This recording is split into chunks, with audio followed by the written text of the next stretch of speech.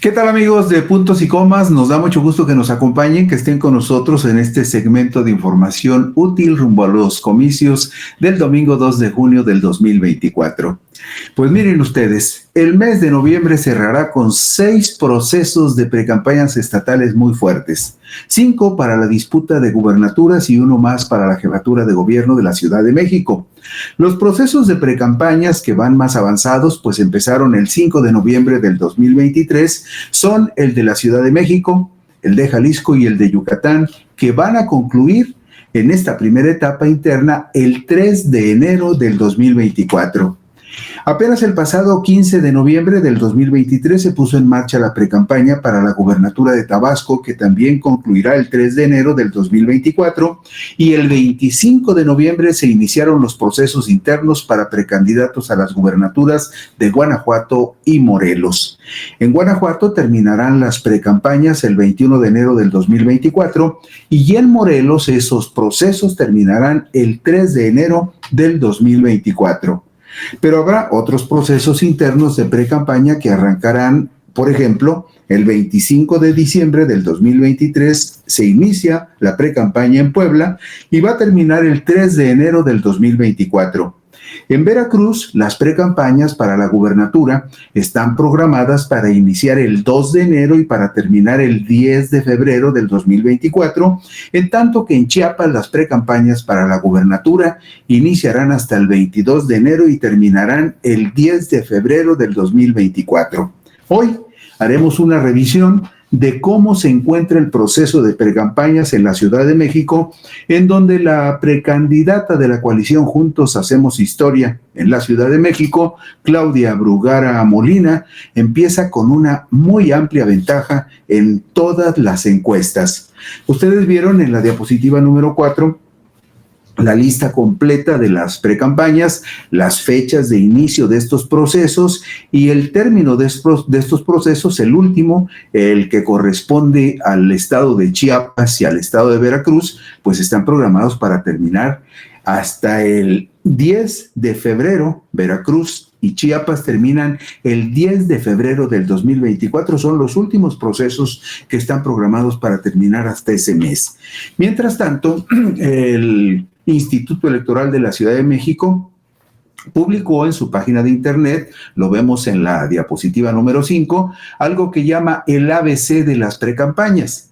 Es el periodo en que los partidos políticos realizan sus procesos internos de selección para definir las candidaturas que registrarán en la contienda electoral. En ellas, las personas que aspiran a un cargo público realizan actividades dirigidas a militantes y simpatizantes de su partido. En la Ciudad de México, las fechas asignadas para esta etapa son las que ustedes observan ahí en pantalla. Para la jefatura de gobierno, ya le decíamos, se iniciaron el 5 de noviembre del 2023 y terminarán el 3 de enero del 2024 y el periodo de duración son 60 días. Pero en el caso de las precandidaturas a diputados locales y a alcaldías, estos procesos empezaron el 25 de noviembre y terminarán el 3 de enero, pero solamente durarán 40 días. Y si vemos en la siguiente diapositiva, en la número 6, el pasado miércoles 15 de noviembre del 2023, el Consejo General del Instituto Electoral de la Ciudad de México aprobó el registro de los convenios de coalición de 2 coaliciones fundamentales. Juntos Hacemos Historia en la Ciudad de México y Va por la Ciudad de México en el marco del proceso electoral local ordinario 2023-2024. Ustedes ven también ahí un pequeño diagrama que dice lo que se elige en la Ciudad de México. Ya lo sabemos, una jefatura de gobierno, 33 diputaciones de mayoría relativa, 33 diputaciones de representación proporcional, 16 alcaldías y 204 concejalías en las 16 alcaldías de la Ciudad de México. Ese es el escenario completo de los cargos que se van a disputar en Ciudad de México. Y la coalición Juntos Haremos Historia, usted lo sabe, fue suscrita por los partidos políticos Morena, Partido del Trabajo y Partido Verde Ecologista de México para participar bajo esa modalidad en la elección de jefatura de gobierno, así como su correspondiente programa de gobierno para los comicios del 2024. En tanto que la coalición Va por la Ciudad de México fue suscrita por los partidos políticos Acción Nacional, Revolucionario Institucional y de la Revolución Democrática para participar bajo esa modalidad en la elección de jefatura de gobierno, así como del convenio de gobierno de coalición respectivo. Es decir, van juntos en la contienda y van juntos también en un gobierno de coalición en la Ciudad de México. Eso ya quedó formalizado desde el pasado miércoles 15 de noviembre, cuando el Instituto Electoral de la Ciudad de México dijo: me doy por enterado, sabemos que van juntos, y quedó todo listo para las precampañas. La Ciudad de México es una de las pocas entidades del país donde está clarito definido quiénes son los precandidatos que están en la contienda. Si vemos la diapositiva número 8, observamos que el diputado federal Salomón Chertovisky Woldenberg es el precandidato por Movimiento Ciudadano a la jefatura de gobierno de la Ciudad de México. Y, por supuesto, en el caso de la coalición de oposición que encabeza el PAN, el candidato es Santiago Taboada Cortina, alcalde de Benito Juárez con licencia, precandidato de la coalición Va por México a la gubernatura de la capital del país. En tanto que Clara Marina Brugada Molina, la alcaldesa con licencia de Iztapalapa, es la precandidata a la jefatura de gobierno de la Ciudad de México por la coalición Juntos Hacemos Historia en la Ciudad de México.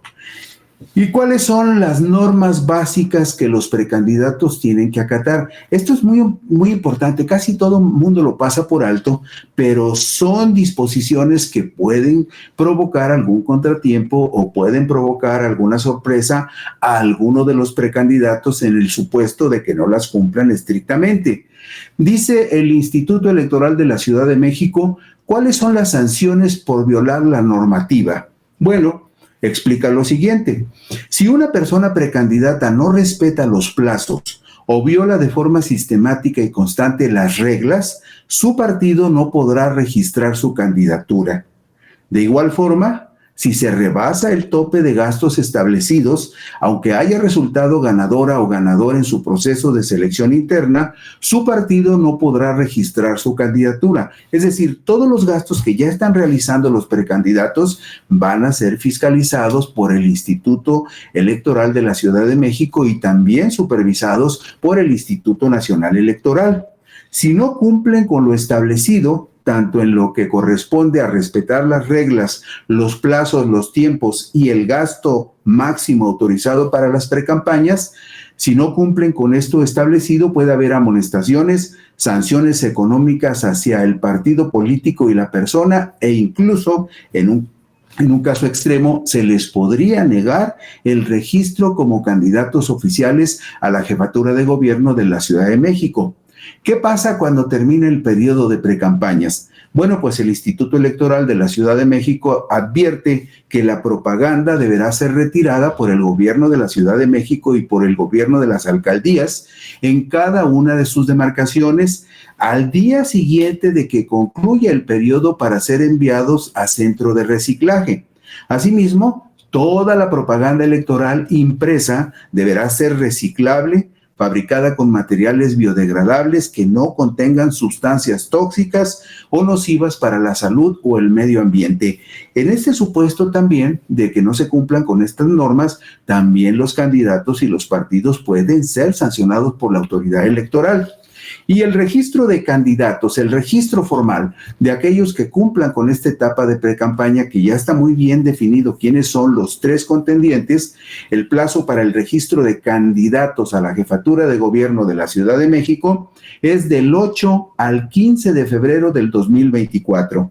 Y la aprobación de las candidaturas tendrá que informarle el Instituto Electoral de la Ciudad de México a más tardar el 29 de febrero del 2024. Ese día, el 29 de febrero, el instituto va a decir queda registrado fulano, mengano y perengana, y estos son finalmente quienes aparecerán en la boleta el domingo 2 de junio del 2024. Parece muy remota la posibilidad de que pueda haber un contratiempo, pero si se violan la normatividad que existe y si se rebasan, por ejemplo, los topes de campaña, es muy probable que algún precandidato pueda ser multado e incluso sancionado con severidad, en un caso extremo hasta con la negativa de registrarlo como candidato para la contienda del 2 de junio del 2024.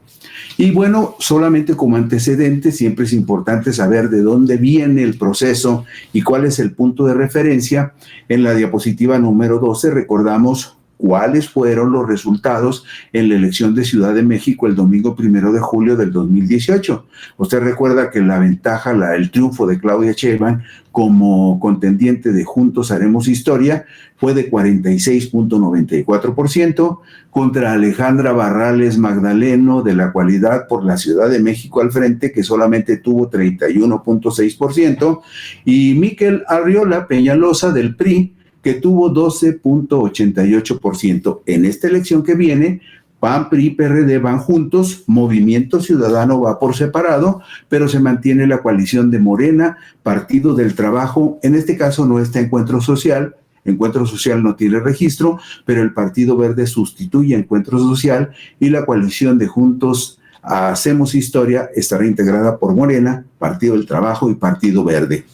¿Y qué más podemos ver con respecto a estos comicios? Mire usted, hay algo que es muy importante porque demuestra el trabajo que los partidos políticos han hecho entre la gente, entre los ciudadanos, para invitarlos a sumarse a su estructura partidista. Es decir, la lista, la suma de la militancia, el padrón de militantes de los partidos nos dice mucho del trabajo que los partidos han realizado en la Ciudad de México. Y en la diapositiva número 13 podemos ver, por ejemplo, que el partido que más creció en su militancia en la Ciudad de México fue justamente el Partido Morena, que en agosto del 2020 tenía 126,000 militantes, y en agosto del 2023, una cifra actualizada, la última que existe porque se actualizó el padrón de militantes de los partidos el 31 de agosto pasado y se va a volver a actualizar hasta dentro de 3 años. Bueno, pues Morena es el que más militancia tiene, es el que tiene más estructura en Ciudad de México, con 307,000 militantes oficialmente afiliados y reconocidos por el INE. Y en este caso, sus aliados del Partido Verde, por ejemplo, tiene 37,000 afiliados, el Partido del Trabajo 21,000. Y si observa usted al Partido de la Revolución Democrática, a pesar de que ha estado en un tremendo declive, todavía en agosto oficialmente el INE le reconoció 149,000 militantes, al PAN solamente le reconoció 18,000 y al PRI le reconoció 36,000. Si sumamos la estructura partidista que tienen las dos coaliciones, vemos en la parte inferior de la tabla que la suma de militantes de Morena, Partido del Trabajo y Partido Verde representa 365,000 militantes. Esa es su estructura de afiliados en la Ciudad de México, y entre agosto del 2020 y agosto del 2023, la membresía de esta coalición creció un 95.05%. Eso nos da una idea de la fortaleza que esta coalición tiene frente a la suma de los militantes de PAN, PRI, PRD, que solamente son 204,396, pero en conjunto esa coalición opositora tuvo una disminución de menos 28.02% militantes. Estos datos por sí mismos nos reflejan algo importantísimo: el trabajo que los partidos de la coalición hicieron y el partido que la coalición opositora no logró consolidar en los últimos 3 años. Mientras que Morena y sus aliados crecieron 95%, la coalición opositora en 3 años perdió el 28% de su militancia. En noviembre, 2 encuestas publicadas por diarios capitalinos establecen puntos de referencia para la contienda. Vemos enseguida en la diapositiva número 15 una encuesta que publicó la consultora Mendoza Blanco y Asociados para el periódico El Universal, el martes 21 de noviembre, en donde Clara Brugada de Morena PT Partido Verde sumó el 55.2% de los simpatizantes que podrían votar en la capital del país, en tanto que Santiago Taboada, como representante de PRI, PAN, PRD, apenas llegó al 22.6%, y Salomón Chertorivsky, del partido Movimiento Ciudadano, marcó un 5.9%. Esto en la encuesta del martes 21 de noviembre de Mendoza Blanco y Asociados para el periódico El Universal.